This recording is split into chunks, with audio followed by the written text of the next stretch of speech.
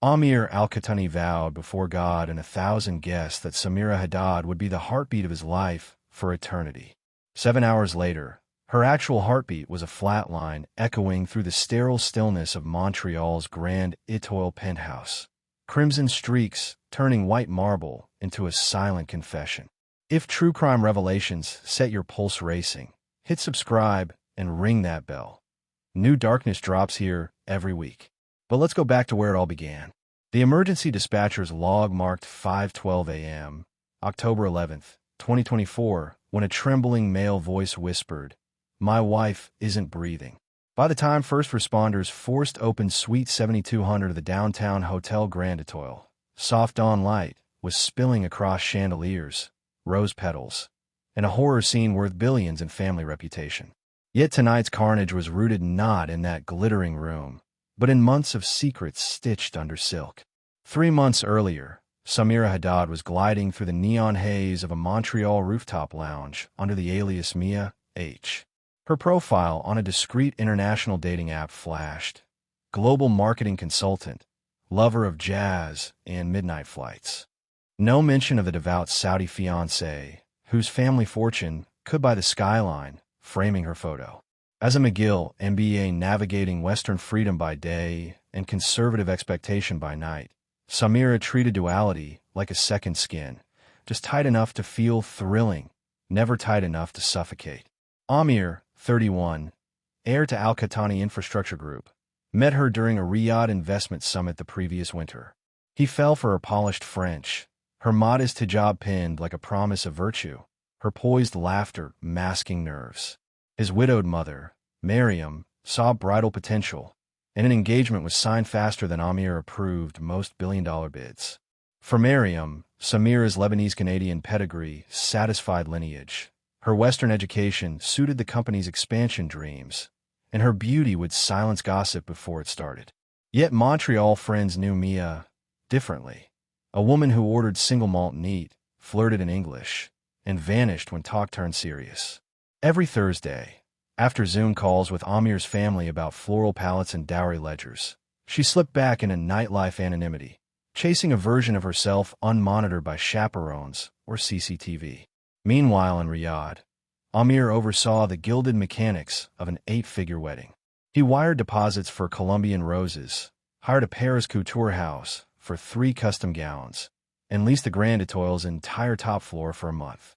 Control was his love language: spreadsheets, bodyguards, non-disclosure agreements. Yet beneath the precision simmered insecurity left by a father's sudden heart attack and whispers that Aamir lacked the steel to run an empire. This marriage, perfectly executed, would quiet shareholders and skeptics alike. 2 weeks before the ceremony, certainty cracked. A cousin studying at Concordia forwarded Aamir a screenshot from a dating app. Samira, no, Mia, smiling in a backless velvet dress, bio set to here for spontaneity. Profile active 3 minutes ago. Aamir confronted her over video chat. She blamed identity theft, cried that someone had stolen her pictures. Tradition urged him to protect family honor through silence, and Samira's tears looked convincingly innocent in 1080p. He dismissed the screenshot as a hoax, doubling security around wedding logistics instead of questioning his bride further. October 10th, arrived dressed in gold and jasmine. Montreal traffic halted for the motorcade. Local media gushed over the Middle East's wedding of the year. Under the ballroom's crystal constellations, Samira shimmered like a legend written in diamonds, while Aamir's smile was colder, tighter, hiding the screenshot now laminated in his wallet.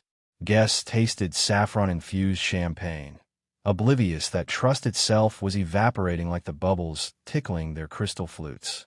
Close to midnight, the couple's limousine slid through rain-slick streets toward the penthouse. Hotel staff scattered rose petals from the elevator to the master suite, while a private chef arranged chocolate-dipped strawberries beside vintage Dom Perignon. Surveillance footage would later show Samira entering first, kicking off stilettos and twirling, free at last of ceremonial weight. Aamir followed, door clicking shut with presidential hush.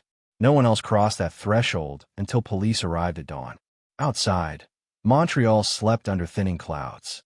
Inside, in a suite tuned perfectly for love, The first crack of something shattering echoed against marble. Soundproofed walls swallowing the argument that flared beneath a Swarovski chandelier. By 3 a.m., neighboring guests complained of faint thuds. Concierge notes marked a call dispatched, but canceled when the noise ceased. Silence often feels like peace. Sometimes it's simply the eye of a storm. Dawn's gray fingertips brushed the city when Aamir finally dialed emergency services, voice trembling as though rehearsing grief. When Detective Elodie Marchand stepped through the doorway minutes later, she registered the perfume of crushed rose petals overwhelmed by iron, and the groom's hands, once manicured, now trembling, streaked with something darker than regret. And the screenshot in his wallet? Still there, edges curling, truth waiting to spill beneath layers of silk and blood. 6 months before rose petals turned into evidence markers, Samira Haddad was swiping left through a carousel of faces in her secret Westmount apartment, a minimalist sanctuary her parents believed she used for business meetings. The lease was signed under her middle name, Nadia, and furnished with IKEA pieces that could be assembled or dismantled in hours, leaving no trace of the double life she'd been perfecting since her MBA graduation. This Thursday evening ritual had become sacred. After video calls with Aamir's family discussing wedding preparations, she'd slip into silk blouses and dark lipstick, transforming from dutiful bride-to-be into Mia H., the mysterious marketing consultant whose dating profile promised no strings, no questions, just chemistry. Her phone buzzed with matches, investment bankers, tech entrepreneurs, artists who'd never heard of arranged marriages or dowry negotiations. Each conversation felt like oxygen after holding her breath through another family dinner about guest lists and gold jewelry. The men she met knew nothing of her father's import business, her mother's charity galas, or the Saudi prince whose ring she wore only during family appearances.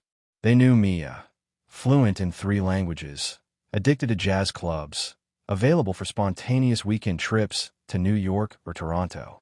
The thrill wasn't just rebellion. It was the intoxicating possibility of choosing her own story.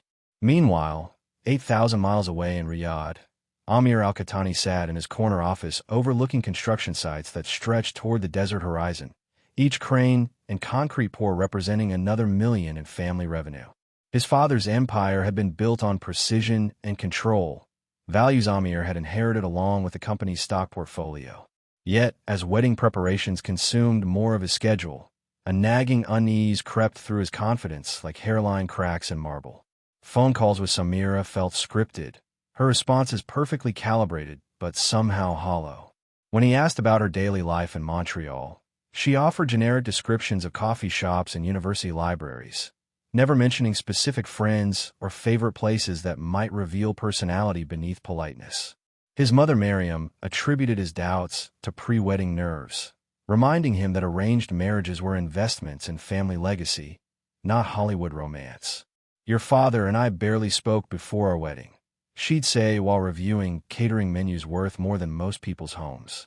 Love grows from respect and shared values, not from Western notions of passion. Yet Aamir had attended Harvard, dated American women who laughed loudly and spoke their minds without permission. He craved substance beneath Samira's careful composure, some sign that the woman he was marrying possessed fire to match her beauty. The screenshot that would ultimately seal Samira's fate arrived via WhatsApp from his cousin Faisal, an engineering student at Concordia University who spent weekends exploring Montreal's nightlife. The image was blurry, clearly taken in secret. A woman who looked unmistakably like Samira, hair flowing loose instead of covered, wearing a backless silver dress that would have scandalized both families. The dating app interface showed Mia H., 25, looking for adventure and intelligent conversation. Profile activity, online now. Faisal's message was brief but devastating. "Isn't this your fiancé? Saw her at rooftop 737 last weekend with some white guy. Thought you should know." Aamir stared at his phone screen until his eyes burned, zooming in on facial features that matched engagement photos displayed prominently in his mother's sitting room.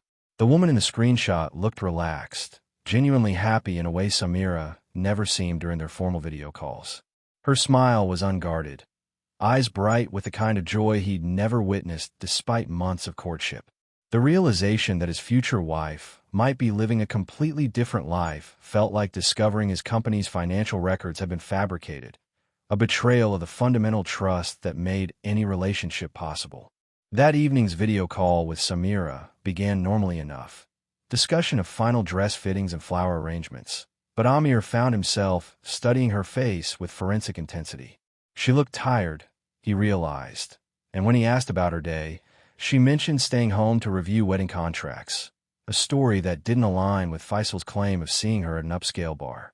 When he finally gathered courage to mention the screenshot, describing it as something disturbing someone sent me, Samira's response was immediate and convincing. Tears, shock, insistence that someone had stolen her photos for a fake profile. She even offered to contact dating apps to report the identity theft, a gesture that seemed genuine enough to ease his suspicions. But doubt, once planted, grows like weeds through concrete.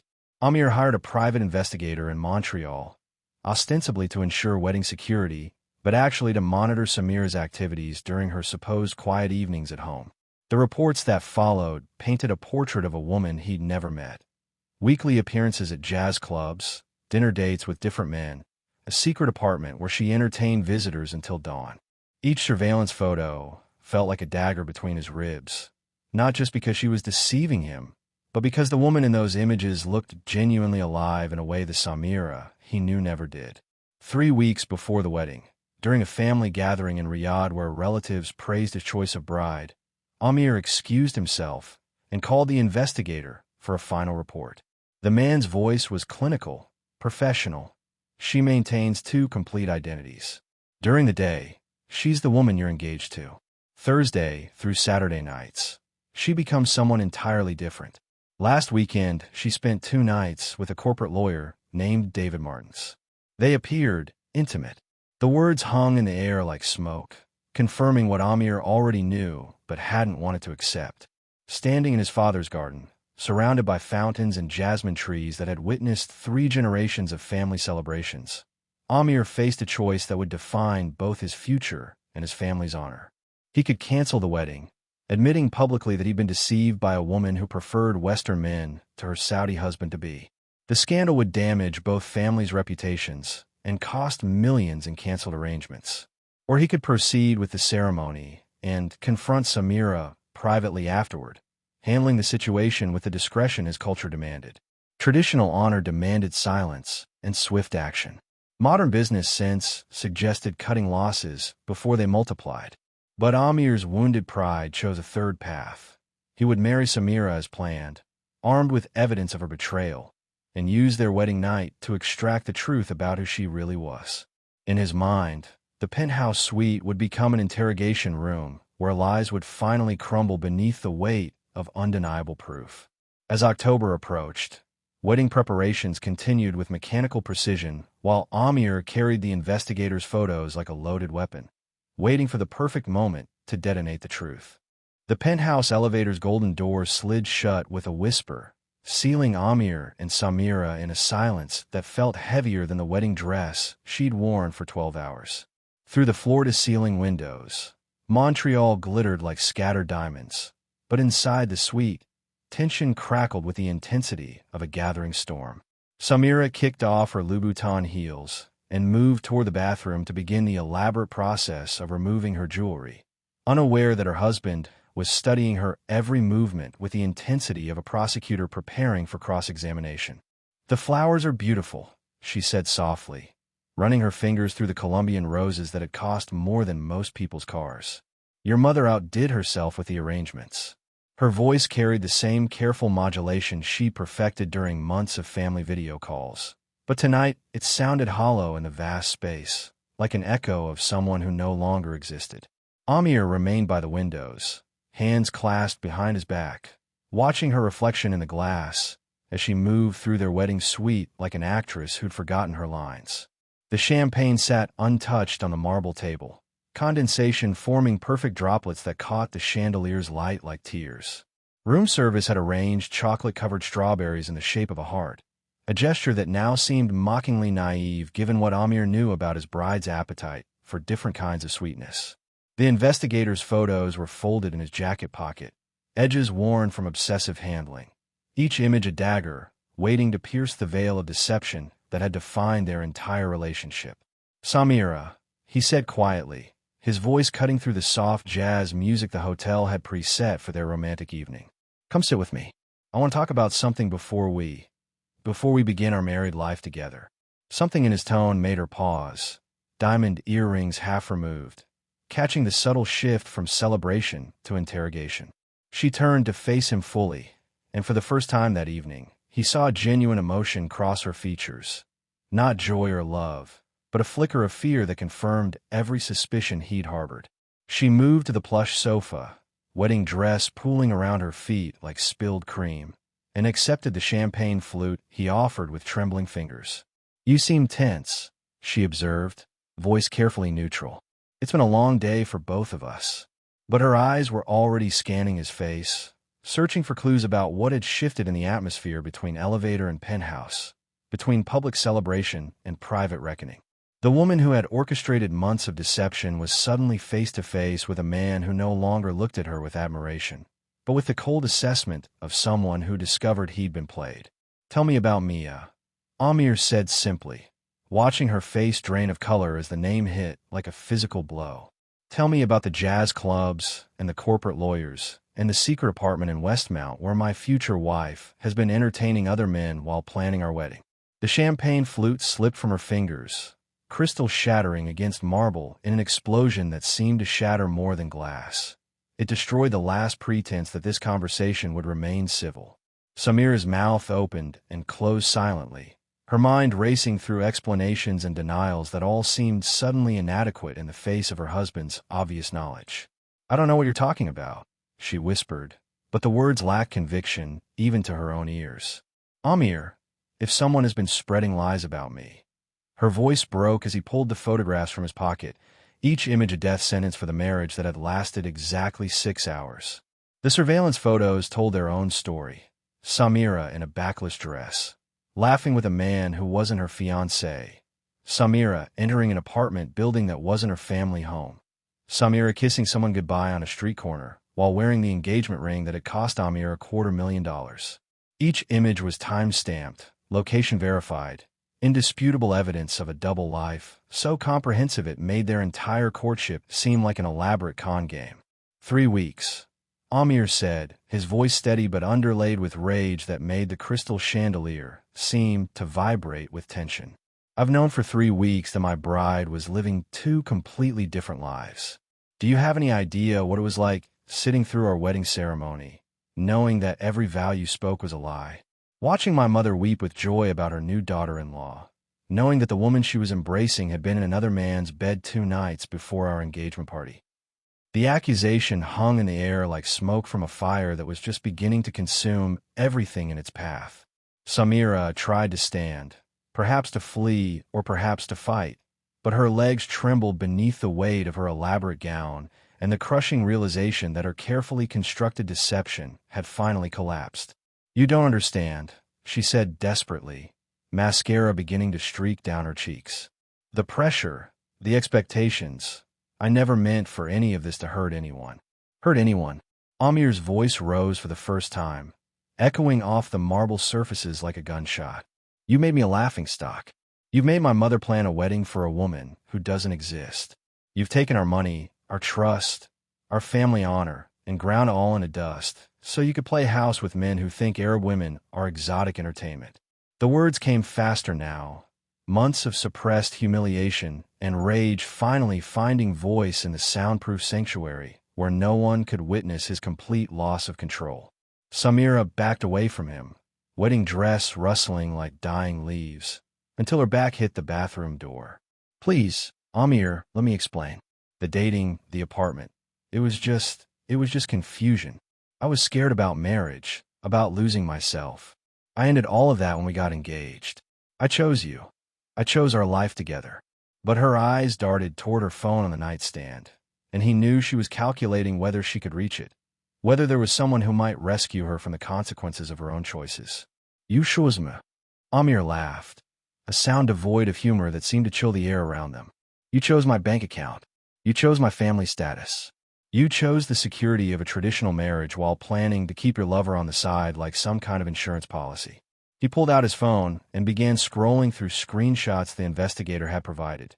Text messages between Samira and various men, plans for rendezvous that had continued right up until their wedding week.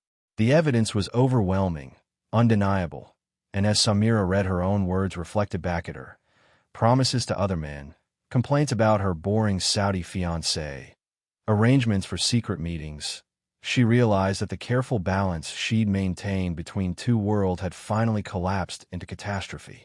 Those messages are old, she whispered, but they both knew it was a lie. Some were dated less than a week ago, sent while she was supposedly in prayer or family preparation for the wedding. Old. Aamir stepped closer, close enough that she could smell his cologne mixing with the rage that seemed to radiate from him like heat. This message to David Martins is from Tuesday. Tuesday, Samira. While my mother was having your name embroidered on ceremonial linens, you were texting another man about missing his touch. The accusation hit her like a physical blow, and she slumped against the bathroom door, the elaborate facade finally crumbling completely. Outside, Montreal slept peacefully under a canopy of stars, unaware that in the city's most luxurious hotel suite, a marriage was dissolving into something far more dangerous than heartbreak. The night was still young, champagne still bubbled in its crystal bottle, and rose petals still perfumed the air with promises of romance. But in the space between accusation and confession, between discovery and consequence, something irreversible was taking shape, a reckoning that would transform their wedding suite from a palace of dreams into a crime scene that would horrify a nation. Stop lying to me. Aamir's voice cracked like a whip across the marble suite as Samira pressed herself against the bathroom door, wedding dress crumpled around her trembling legs. The investigators' photos scattered across the floor between them, evidence of every secret kiss, every clandestine meeting, every text message that had made a mockery of their 6-month engagement. David Martins. Tell me about David Martins and what you plan to do with him after our wedding. Samira's composure finally shattered completely. Fine. Yes, I was seeing someone. Yes, I have another life in Montreal. But I chose you, Aamir. I married you tonight. Her voice rose to match his, desperation replacing the careful modulation she'd maintained for months. David means nothing compared to what we can build together. Nothing. Aamir grabbed her phone from the nightstand, scrolling to messages she'd thought were private forever. Here, Tuesday night, while my mother was embroidering your initials on ceremonial linens. Can't wait for this farce to be over, so we can be together properly. The Saudi money will set us up for life. Each word hit her like a physical blow. You called our wedding a farce. You call me a meal ticket. The penthouse suite felt smaller suddenly, expensive air thick with rage and betrayal. Samira tried to move past him toward the main door, but Aamir blocked her path. Where are you going? Back to your real apartment? Back to the life you actually want? His hand shook as he held the phone, years of careful control dissolving into something darker. Let me leave, Samira whispered, but her voice carried no conviction. They both knew she couldn't walk away from this confrontation, not when Aamir held enough evidence to destroy both families' reputations. We can get this marriage annulled quietly. No one has to know about the investigation or the photos. Annulled. Aamir's laugh was bitter, hollow. My mother spent $1 million on this wedding. My family's honor is tied to this marriage now. You think I can just let you walk away and continue your double life while my name becomes a joke in every Saudi business circle? He stepped closer, close enough that she could smell his cologne mixed with sweat and fury. The first physical contact was almost accidental. Samira tried to push past him again, and Aamir's hand shot out to stop her, gripping her wrist hard enough to leave marks. You're hurting me, she gasped, but he didn't release his grip. I'm hurting you. His voice dropped to something dangerous. Do you understand what you've done to me? What you've done to my family? I brought home a wife, and instead I married a fraud. The expensive crystal glasses on the table began to rattle as his voice rose again, months of suppressed humiliation finally erupting. Samira wrenched free and grabbed the nearest object, a heavy silver champagne bucket, raising it defensively. Stay away from me. I want to call my father. But Aamir was faster, grabbing her wrists again, this time hard enough to make her drop the impromptu weapon. The bucket hit marble with a crash that echoed like thunder. Your father. Aamir's eyes were wild now, all pretense of civilized discussion abandoned. The man who raised a daughter, who thinks lying and cheating are acceptable as long as the money is good? What exactly do you think he'll say when he learns what kind of woman he gave me? The struggle escalated quickly. Samira fought to break free, her elaborate wedding jewelry cutting into her skin as they grappled. The sound of tearing silk filled the air as her dress caught on furniture, and somewhere in the chaos, Aamir's wedding ring, symbol of vows spoken hours earlier, cut a thin line across her cheek. "Please," she sobbed, but the word was lost in the violence that followed, in the terrible silence that fell over the penthouse as dawn approached Montreal, and in the irreversible moment when betrayal transformed into something far worse than either of them had ever imagined possible.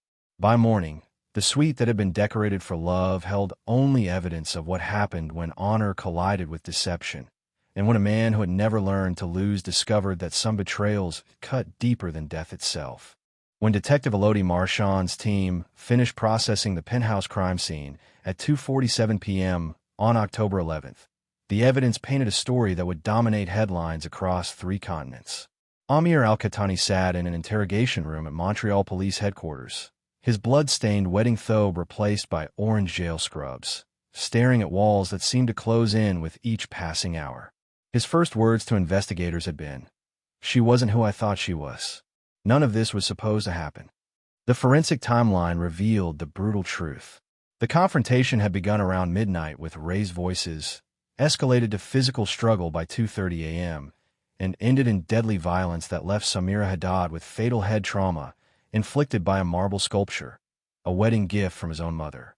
Blood spatter analysis showed she'd fought desperately, her manicured nails containing DNA evidence that would seal her husband's fate in court. Aamir's confession came in fragments over 18 hours of questioning. He detailed every surveillance photo, every line video call, every text message between Samira and her lovers that had driven him beyond reason. "I gave her everything," he told Detective Marchand, voice hollow with exhaustion. "My name, my family's honor, $2 million in wedding expenses. And she was planning to take it all while continuing to sleep with other men." The international media frenzy was immediate and merciless. Saudi prince murders bride over dating apps screamed headlines from London to Dubai, each story more sensationalized than the last. The case became a lightning rod for debates about arranged marriage, cultural clash, and domestic violence in immigrant communities. Samira's secret dating profiles were leaked online, her private messages dissected by millions of strangers who would never understand the impossible position she'd found herself trapped between 2 worlds. Both families were destroyed by the revelation and its aftermath. Aamir's mother Mariam collapsed during his first court appearance, hospitalized for stress-induced heart palpitations. The Al-Qahtani construction group lost major contracts as business partners distanced themselves from the scandal. "We raised our son to honor women, not harm them," Mariam said in her only public statement. "This tragedy has taken 2 children from their families." Samira's parents faced their own hell of public shame and private grief. Her father Marwan's business empire crumbled as the Lebanese community in Montreal grappled with the revelation that one of their most prominent daughters had been living a double life. "We thought we knew our daughter," her mother whispered at the funeral, surrounded by cameras that broadcast her anguish to millions. "Perhaps if we had been more understanding of her struggles, none of this would have happened." The trial began 8 months later, with Aamir's defense team arguing temporary insanity caused by extreme provocation. Prosecutors countered that no amount of betrayal justified the calculated violence that had ended a young woman's life. Testimony revealed the full scope of Samira's deception, the secret apartment, the dating profiles, the ongoing relationships she'd maintained while planning her wedding. Yet it also exposed the crushing cultural pressure that had driven her to create such an elaborate lie. Dr. Sarah Mitchell, a cultural psychologist who testified for the prosecution, explained the impossible situation facing many young Arab women in Western societies. They're expected to maintain traditional values while succeeding in modern environments that often conflict with those values. Some create dual identities as a survival mechanism, not realizing how dangerous this becomes when discovery is inevitable. The jury deliberated for 6 days before delivering their verdict: guilty of second-degree murder. Judge Patricia Williams sentenced Aamir to life imprisonment with no possibility of parole for 18 years. While the court acknowledges the emotional trauma caused by the victim's deception, she said, "Nothing justifies the brutal violence that ended her life. 2 families have been destroyed by choices that spiraled beyond anyone's control." As Aamir was led away in shackles, photographers captured the exact moment his privileged world disappeared forever. The Al-Qahtani family fortune would eventually fund a foundation for victims of domestic violence. Miriam's attempt to find meaning in her son's unforgivable actions. Samira's parents returned to Lebanon, unable to bear the memories Montreal held, leaving behind a community still struggling to understand how tradition and modernity had collided so catastrophically. The penthouse suite at Hotel Grand Etoile was renovated and returned to service 6 months later, but staff members still whisper about the morning when rose petals became evidence markers and a celebration of love became a crime scene that shocked the world. The case remains a stark reminder that sometimes the greatest danger comes not from strangers, but from the collision of expectations, lies, and rage within our most intimate relationships. In the end, 2 young people who should have had decades of life ahead of them became casualties of a cultural divide neither knew how to bridge, leaving behind devastated families and a tragic lesson about the price of living divided lives in a world that demands impossible choices.